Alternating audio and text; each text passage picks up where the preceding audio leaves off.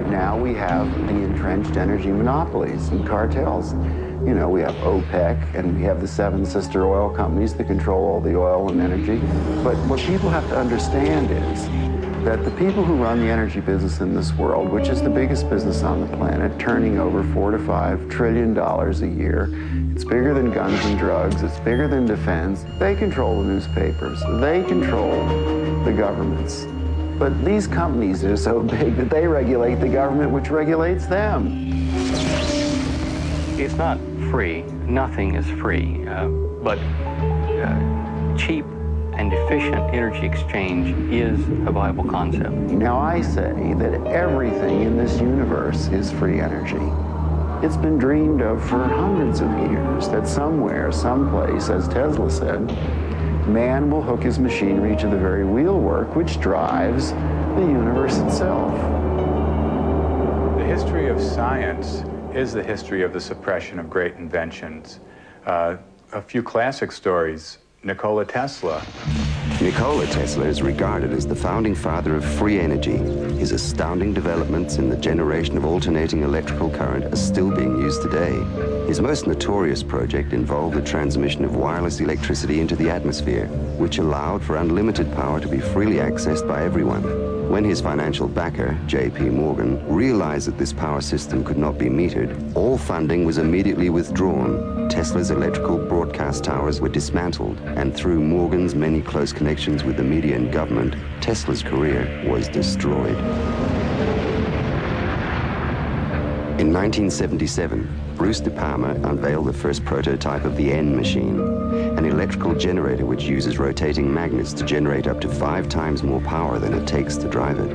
I know about the fact that the Japanese government and the Indian government have ongoing projects to produce N machines for domestic power.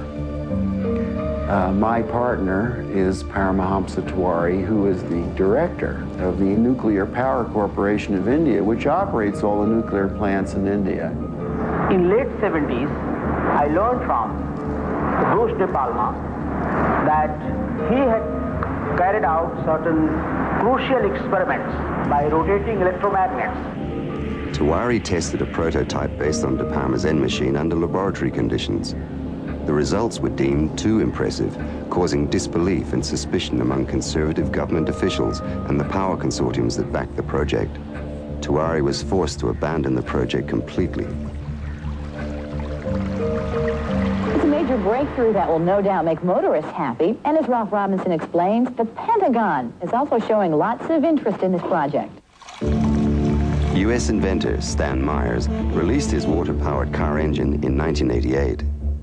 The Pentagon flew a lieutenant colonel in last week to look at Myers' invention. There's talk of possibly using it in the Star Wars defense program and to run Army tanks. Myers found it virtually impossible to secure financial backing after certain Pentagon officials paid him a visit. A number of similar inventions were developed and tested all around the world. My best friend was killed over this matter.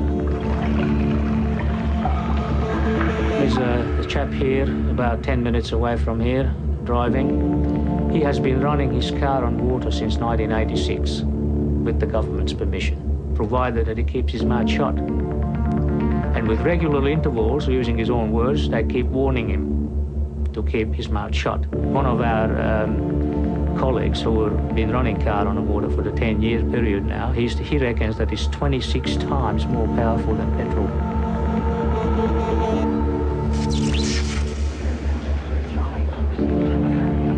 If you invent a better mousetrap, the world may beat a path to your door. If you invent a free energy machine, there'll be a path beat to your door, but you don't want those people there.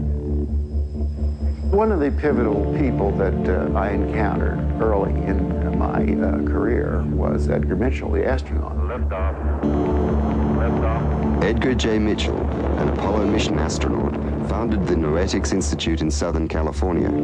The Institute's charter was supposedly to develop alternative energy systems by attracting inventors from all over the country. Mitchell became extremely interested in De Palma's N machine.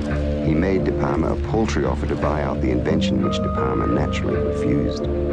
He said to me that if I ever tried anything on my own in California, I would get my head blown off. So I was scared to death.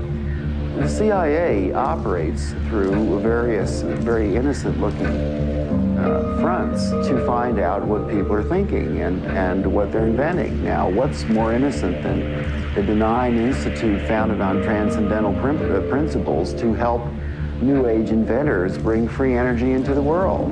And that situation still exists in the United States today, where a person that really understands what's going on just can't get their idea out because the alternative science and medical fields have been co-opted by the intelligence services. And he converted this little engine to run on water. This is many, many years ago. And he used it for several years.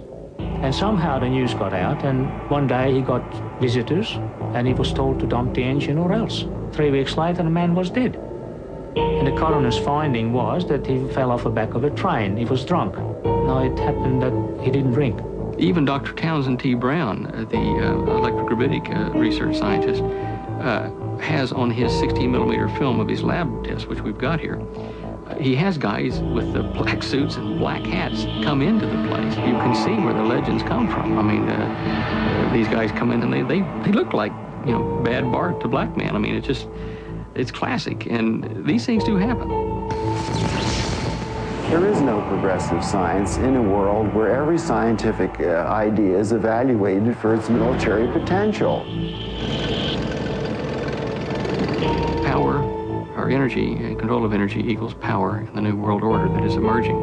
If you control the energy, the way we get around, the way we get electricity, the way we have our TVs and video cameras and stuff, if you do the control of the energy, then you've got control of the people.